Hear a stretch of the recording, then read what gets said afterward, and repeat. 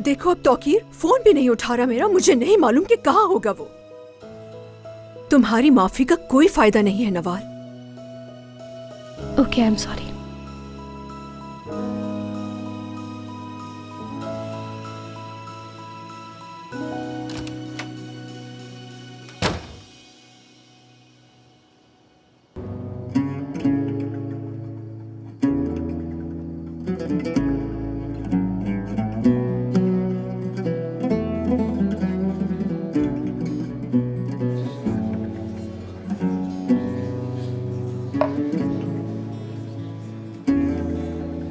मैंने ही जिद की थी, मैं ही चाहता था कि हम इसे एक खानदान की तरह हल करें, समझती हो?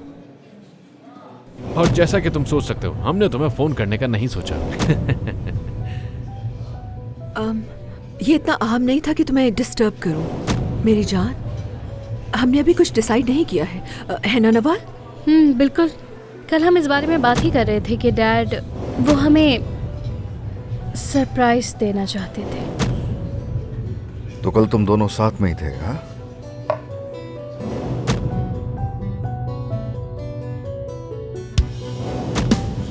तुमने सिर्फ नवाल का बताया था जब मेरी कॉल पे बात हुई तुमसे।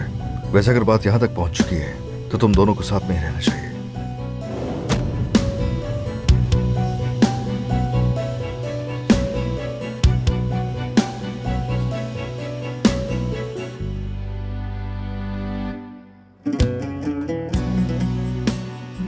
जानती हो, जब से मैंने तुम्हें देखा है प्यार हो गया है मुझे तुमसे।